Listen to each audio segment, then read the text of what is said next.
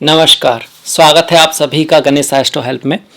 मैं हूं आपके साथ डॉक्टर दिलीप और बहुत बहुत स्वागत करता हूं आपका ज्योतिष के इस प्रोग्राम में। इस वीडियो में हम बात करने वाले हैं मेष राशि के लिए कैसा रहेगा आने वाला इस साल का आखिरी महीना।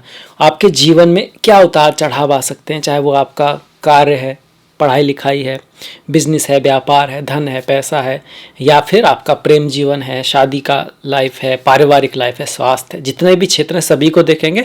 सबसे पहले देखते हैं कि कौन सा ग्रह किस राशि में गोचर कर रहा है, उसके अनुसार फिर गणना करेंगे क्या पॉसिबिलिटीज़ हैं, फिर हम किन बातों का थोड़ा ख्याल रख सकते हैं, ज्योतिषी रेमेडी अगर कुछ हैं तो उन पर भी आएंगे। तो देखते हैं। देखिए, आपके प्रथम भाव में राहु गोचर कर रहे हैं मेष राशि में, आपकी ही राशि में राहु गोचर कर रहे हैं। द्वितीय भाव में वृषभ राशि में वक्री मंगल गोचर कर रहे हैं। तीसरा, चौथा, पांचवा, छठा भाव खाली। सप्तम भाव में तुला राशि, 7 नंबर जो है तुला राशि को दिखाता है, वहां पर केतु गोचर कर रहे हैं। अष्टम भाव में सूर्य हैं 16 तारीख तक, और 16 तारीख के बाद सूर्य नवम में आ जाएंगे।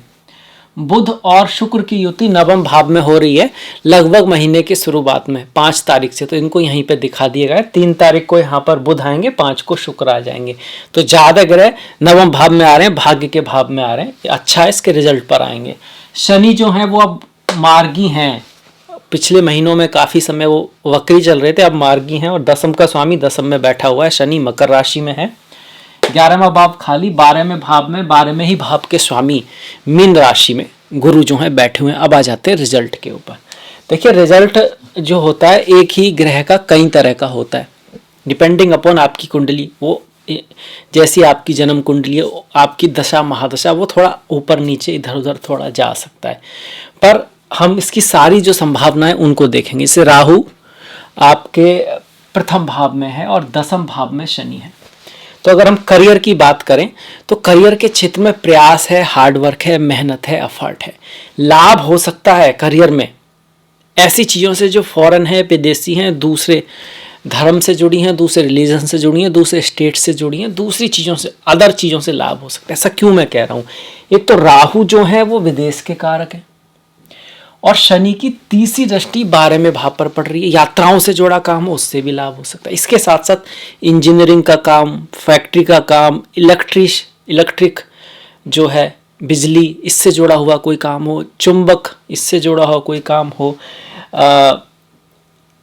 आईटी, इंफॉर्मेशन टेक्नोलॉजी, इंजीनियरिंग, इस तरह से का कोई काम हो तो उसमें आपको थोड़ा लाभ ज़्यादा रहेगा। क्यों? राहु भी इसी तरह के ग्रह हैं और शनि भी इसी तरह के ग्रह हैं। अगर हम जॉब की बात करें तो अगर आप रियल एस्टेट में हैं, आपका संबंध मंगल के उससे, तब भी आपके पास धन आएगा, पैसा आएगा। आप सेना में हैं, आप आर्मी में हैं, आप फोर्स में हैं, अगर आप टीचर हैं, एडवाइज़र हैं, बैंक में हैं, तो थोड़ा सा खर्चा ज़्यादा रहेगा आपकी लाइफ में। अगर आप व्यापारी वगैरह हैं तो देखिए मिसअंडरस्टैंडिंग्स रहेंगी, हालांकि भाग्य साथ देगा, सुख भोग आपकी लाइफ में आएगा, पर कुछ विघ्न भी पड़ते रहेंगे। गवर्नमेंट जॉब के हिसाब से महीना जो है ठीक ठीक है। अगर आप किसी जॉब की तैयारी कर रहे हैं, बहुत ज़्यादा एफर्ट करोगे, हार्ड वर्क करोगे, तभी रिजल्ट आएगा। ये तो कार्य का आ गया। बिजनेस के मामले में हमने ये कहा कि थोड़े डिफरेंस ऑफ ओपिनियन रहेंगे, मिसअंडरस्टैंडिंग थोड़ा रहेगा आपका, पर भाग्य आपका साथ देगा। मतलब ये दोनों चीज़ें एक साथ कैसे हो सकती हैं? मतलब आप कुछ ना कुछ ऐसा जरूर होगा जो आगे चल के आपको लगेगा कि भाई ये तो सही हुआ, अच्छा हुआ, पर फिलहाल में आपको समझ में नहीं आ रहा होगा ये सही हो रहा है, नहीं हो रहा है, क्या करना है, क्या नहीं करना है। ये सब केतु की वजह से बिजनेस के क्षेत्र में हो रहा है। बिजनेस का जो भाव है ये 7वां है, मैरिज का भी यही भाव है, मैरिज में भी यही है। कहीं ना कहीं आप अपने साथी को समझ नहीं पाएंगे, वो जो कर रही है या कर रहा है, उसकी जो एक्शन है वो आपकी समझ से थोड़ा बाहर रहेगा। उसकी जो थॉट्स है, उसका कहने का जो तरीका है, जो बातें हैं, आपको ऐसा लगेगा कि आउट ऑफ द बॉक्स है। कम से कम आपकी तो पूरी समझ में नहीं आ रही, पर फिर भी उनका साथ देना है, क्योंकि क्या बोलते हैं ना कि रिश्ते सबसे महत्वपूर्ण होते हैं। रहीमन धागा प्रेम का, मत तोड़े चटकाए, जोड़े ते फिर ना जोड़े, जोड़े गांठ पड़ जाए।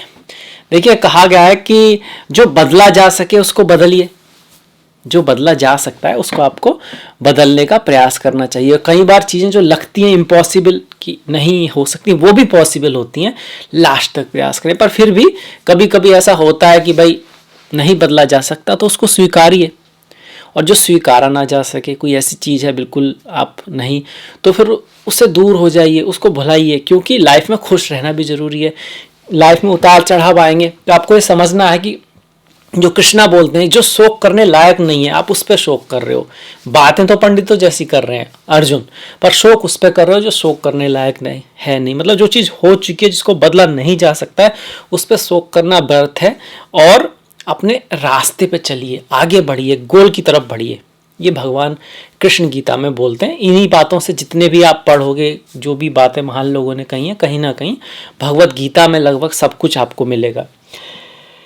इसके बाद ये बात मैंने क्यों कही, क्योंकि राहु है लग्न में, एम्बिशन काफ़ी बड़ी रहेंगी, आप बहुत कुछ करना चाहोगे, बहुत कुछ बड़ा भी करना चाहोगे। आप कुछ ऐसे स्टेप भी ले सकते हो जो शायद लॉपूर्ण ना हो, या दूसरों को लग रहे हो कि भाई ये तो कुछ ज़्यादा ही हो गया इस तरह से। तो आपको बहुत ज़्यादा महत्वाकांक्षा में गलत निर्णय नहीं लेना, एक तो ये बात याद रखनी है। और जब बहुत ज़्यादा ट्राई करोगे तो कुछ ना कुछ फेल भी होगा। अगर वो नहीं भी फेल होता भी है तो क्या करना है, उसको छोड़ देना है, या तो ट्राई करना है, और अगर बिल्कुल ऐसा लगता है फिर छोड़ देना है तो उसका अफसोस नहीं करना है। राहु यहाँ से यही दिखा रहे, मन में थोड़ी बेचैनी भी रहेगी राहु की वजह से। वाणी के भाव में मंगल है, धन के भाव में मंगल है, खर्चा आप काफ़ी करने वाले हो, खर्चा यहाँ पे होगा आपका। लगन का स्वामी धन के भाव में जा रहा है, तो प्रयास तो बहुत करोगे धन कमाने के लिए, अपनी फैमिली के लिए भी बहुत एफर्ट करोगे, फिर कहीं ना कहीं आपकी वाणी में थोड़ी कर्कशता आ जाएगी, वाणी थोड़ी कटु हो जाएगी, आपके मुंह से कुछ ना कुछ ऐसा निकल सकता है जिससे किसी का दिल दुखे। तो वाणी का थोड़ा ख्याल रखना है। वाणी ऐसी बोलिए, मन का आपा खोए, औरों को शीतल करे, आपहु शीतल होए। मंगल की ये जो दृष्टि है यहाँ से पंचम भाव पर आएगी, अष्टम पर आएगी और नवम पर आएगी। पंचम पर है तो पढ़ाई लिखाई में आप एफर्ट काफ़ी करोगे, मेहनत काफ़ी करोगे। आप अपने लव अफेयर्स में, प्रेमी प्रेमिका का जो अफेयर होता है, आप काफ़ी आकर्षण रहेगा आपका उनकी तरफ, और अपनी तरफ से आप प्रयास भी काफ़ी करेंगे। और जो पंचम भाव है, इसका जो स्वामी है वो सूर्य है, वो नवम में गया हुआ है, तो कहीं ना कहीं प्रेम के मामले में महीना अच्छा है। हालांकि सूर्य 16 तारीख के बाद प्रेम के मामले में आपका महीना अच्छा है। आपके संतान की लाइफ में कुछ बहुत अच्छे इवेंट्स हो सकते हैं 16 के बाद। पिता की लाइफ में भी कुछ बढ़िया बात आ सकती है, आपका भी कुछ बड़ी चीज हो सकती है। क्यों? क्योंकि जब पंचम का स्वामी नवम में जाए तो कौन सा योग बन जाता है? कुलदीपक योग बन जाता है। अगर एक जन्म कुंडली में हुआ तो उसका रिजल्ट आपको ज्यादा मिलेगा, नहीं हुआ तो कुछ ना कुछ तो लाभ आपका 16 तारीख के बाद होगा। इस चीज को दिखा रहा है। भले ही सूर्य का गोचर 16 में नवम भाव में बहुत बढ़िया ना कहा गया हो, वो सिर्फ किसी भी राशि के लिए कहा गया, किसी भी भाव के स्वामी के लिए कहा गया, चंद्र राशि से कहा गया है। पर जब हम देखते हैं और राशि साथ में योगा को भी पढ़ते हैं कि भाई योगा कौन सा बन रहा है, तो उसका रिजल्ट थोड़ा बदल जाता है। क्योंकि कुलदीपक योग बनेगा तो उसका भी रिजल्ट बने आपको दिखाई देगा। अगर एकदम पढ़ेंगे तो लिखा हुआ है कि दीनता दिखाता है, विरह वेदना दिखाता है, मन में उत्साह की कमी दिखाता है, सूर्य का गोचर नवम भाव में। पर चूंकि यहाँ अच्छे योग में है तो उसका अच्छा रिजल्ट भी आएगा। पर यह जरूर है कि आपको थोड़ा उत्साह पूर्वक रहने की कोशिश करनी है। कुछ ना कुछ मन में ऐसी बातें आएंगी जरूर जो थोड़ा निरुत्साह करने की कोशिश करेंगे, पर आपको उनको अपने ऊपर हावी नहीं होने देना है। एज ए ज्योतिषी रेमेडी, सूर्य नमस्कार, आदित्य हृदय स्रोत और मंगलवार के दिन आप मंदिर जरूर जाएं, हनुमान जी की पूजा अवश्य करें, आपको काफ़ी लाभ मिलेगा इससे। इसके बाद पढ़ाई लिखाई होगी, प्रेम हो गया, शादी विवाह पर भी हमने बात की है, पर इसको थोड़ा और बढ़ा देते हैं कि केतु वहाँ पर है। जो बिजनेस वाली बात थी ना, वही शादी की बात भी है कि वही आपस में थोड़ा डिफरेंस ऑफ ओपिनियन, बातों का समझ में ना आना, ये सब रहेगा। पर आपका जो पति या पत्नी है, प्रेमी या प्रेमिका है, वो जो कहेंगे वो कहीं ना कहीं आपके लिए भाग्यशाली साबित हो सकता है। वो कहीं ट्रैवल पर भी जा सकते हैं। आपके पति पत्नी अगर वो वर्किंग है तो उनको यात्रा करनी पड़ सकती है। अगर आपका कोई फ्रेंड है, गर्लफ्रेंड है और हायर एजुकेशन चाहता है या चाहती है, तो पॉसिबिलिटी है कि उसका नंबर वगैरह आ जाए, एग्जाम में स्कॉलरशिप वगैरह मिल जाए, या फिर वो वहाँ जा पाए। क्योंकि सप्तम का स्वामी नवम में जा रहा है। सप्तम हो गया आपका पार्टनर, पार्टनरशिप, और नवम हो गया हायर एजुकेशन। अब ये सप्तम का स्वामी जब नवम में जाए तो व्यक्ति खुद भी बाहर जा सकता है, इसका भी चांस बनता है, पर बशर्ते कि कुंडली में योग हो। इसके बाद हम बात कर लेते हैं पैसे की। खर्चा तो है, खर्चा काफ़ी होगा, पर अर्निंग होगी या नहीं होगी? अर्निंग भी होगी और खर्चा भी होगा। और विदेश जाने का योग भी है आपका, कहीं छुट्टी वगैरह पे भी जाने का योग है, क्योंकि 12 में भाव का स्वामी 12 में बैठकर विमल नाम का विपरीत राजयोग बना गया। गुरु वैसे 12 में बैठते हैं तो आपको ना अपनी संतान का ख्याल रखना चाहिए, पढ़ाई लिखाई में काफ़ी मेहनत करनी चाहिए, तब रिजल्ट आएगा, क्योंकि गुरु पढ़ाई लिखाई के कारक हैं, संतान के कारक हैं। 12 में जाना ये दिखाता है कि भाई उस चीज़ के लिए एफर्ट ज़्यादा लगाने पड़ेंगे आपको, तब जाके काम होगा। भाग्य का स्वामी भी 12 में जा रहा है। अगर आप विदेश में हो, अगर आप मल्टीनेशनल काम करते हो, या आपका कार्य किसी तरह से यात्राओं से जुड़ा हुआ है, तब तो ठीक है। आपका काम स्पिरिचुअलिटी, अध्यात्म, अकल्ट, ज्योतिष, एस्ट्रोलॉजी, इन सब से जुड़ा है, तब भी अच्छा है। आप इस चीज़ की पढ़ाई कर रहे हो, इन सब से रिसर्च में हो आप, तब भी आपके लिए ठीक है। अदरवाइज थोड़ा खर्चा रहेगा, मेहनत ज़्यादा होगी, रिजल्ट थोड़ा कम आएगा। देखिए, कभी भी ऐसा होता नहीं है कि मेहनत हो और रिजल्ट ना आए। जब आप कहोगे ना कि मैंने इतना प्रयास किया, कुछ रिजल्ट नहीं आया, अगर नहीं करते तो और भी कम आता। इसलिए प्रयास तो करना है, अपनी तरफ से जो मेहनत है उसको करते रहना है। और वो बोलते हैं ना कि पछतावे से अच्छा है कोशिश करके फेल हो जाना। मतलब एफर्ट करते रहिए, कुछ ना कुछ आपसे सीखोगे। रिजल्ट भी नहीं आएगा तो सीखोगे, और वो जो नॉलेज है वो आपके काम आएगी, आज नहीं तो कल आएगी।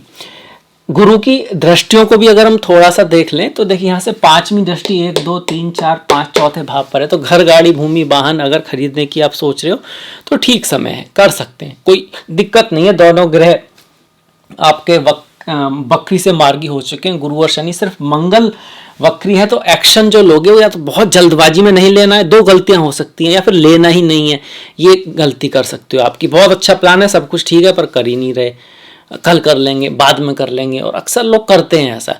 पता है कि भाई सुबह जॉगिंग जाना अच्छा है, पर कल जाएंगे, परसों जाएंगे, फिर गर्मियों में जाएंगे, फिर सर्दियों में जाएंगे। इस तरह से साल और पूरी ज़िंदगी निकल जाती है धीरे धीरे। तो बहुत ज़्यादा डिले भी नहीं करना, और जल्दबाजी में भी निर्णय नहीं करना है। कोई बात मन में आ गई, बस अभी करना, अभी करना, समय देखा ना, कुछ ना पता करा, ना उस चीज़ की पूरी जानकारी ली। तो अधैर्यता से थोड़ा बचना है, क्योंकि मंगल वक्री, अदरवाइज सारे ग्रह ठीक ही हैं। विघ्न आएंगे, पर विघ्न आएंगे तो आप उसको सॉल्व करोगे। साथ में भाग्य भी साथ देगा, सुख भी आएगा, दोनों ही चीज़ें आपके इसमें दिखा रहा है।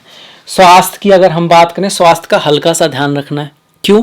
लग्न में मंगल है और लग्नेश वक्री है द्वितीय भाव में। द्वितीय और सप्तम भाव मारक होता है, तो बहुत ग्रेट नहीं है। पर ये भी ध्यान में रखिए, ये गोचर है, आपकी जन्म कुंडली नहीं है। आपकी जन्म कुंडली में आपका लग्नेश बहुत अच्छा है, शुभ दशा चल रही है, तो कुछ थोड़ा बहुत हेडेक रह सकता है आपका। आंखों का हल्का सा ख्याल रखिएगा, क्योंकि द्वितीय भाव आंखों का भी है, चेहरे का भी है, वहाँ थोड़ा सा आपको केयर रखनी है, अदरवाइज सब ठीक रहेगा। और इसके बाद हम बढ़ जाते हैं सीधे जो व्रत हैं इस महीने उसके ऊपर। देखिए, 7 तारीख को मार्गशीर्ष पूर्णिमा है, 3 तारीख को मोक्षदा एकादशी है, 19 को सफला एकादशी है। बहुत इंपॉर्टेंट एकादशी का व्रत है, और उसकी कथा को पढ़ना है, उसको जीवन में उतारना है, तो आपको रिजल्ट अवश्य मिलेगा। 5-21 तारीख का प्रदोष व्रत और 21 तारीख की शिवरात्रि। चिदानंद रूपा शिवोहम शिवोहम, मन बुद्धि अहंकार चित्तानी नाहम, चिदानंद रूपा शिवोहम शिवोहम। देखिए, इस पे आगे बढ़ते बढ़ते हम थोड़ा शनि को भूल गए। देखिए, शनि जो है ना दसम में है, दसम का स्वामी दसम में है, तो बहुत लोग खुश हो रहे हैं, और होना भी चाहिए, पर उसका रिजल्ट उसी को मिलेगा जिसके अष्टक वर्गा में अच्छे पॉइंट है, शनि कुंडली में स्ट्रांग है। अदरवाइज शनि का गोचर अगर दसम भाव में होता है तो मेहनत बहुत कराता है, हार्डवर्क बहुत कराता है, आपको बहुत ज़्यादा एफर्ट करने के बाद रिजल्ट यहाँ से मिलेगा। हाँ, सरकारी जॉब वगैरह मिलने का चांस बनाता है। और जो हमने पहले कहा था, शनि से संबंधित आपकी फैक्ट्री है, आप इंजीनियरिंग में हैं, आपका ज़मीन से जुड़ा हुआ काम है, तो फिर भी थोड़ा ठीक रहेगा।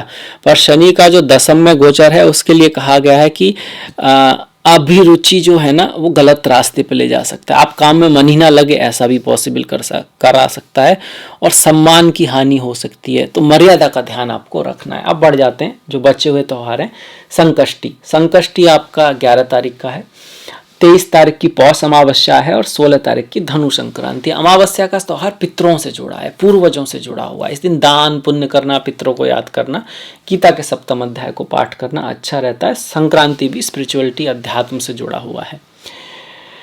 तो ये हो गया आपका राशिफल। आई होप आपको पसंद आएगा, अच्छा लगेगा तो प्लीज़ लाइक कीजिएगा, सब्सक्राइब कीजिएगा, और घंटी वाला बटन दबाना मत भूलिएगा। आपका जो सहयोग है वो बहुत महत्वपूर्ण है, उसको इसी तरह से बना के रखिएगा। मैंने डिस्क्रिप्शन में इंस्टाग्राम आदि का भी लिंक दिया है, तो फॉलो कीजिएगा। आपसे मुलाकात होगी नेक्स्ट वीडियो में। तब तक के लिए अपना ख्याल रखें, अपनों का ख्याल रखें, सभी का ख्याल रखें। नमस्कार।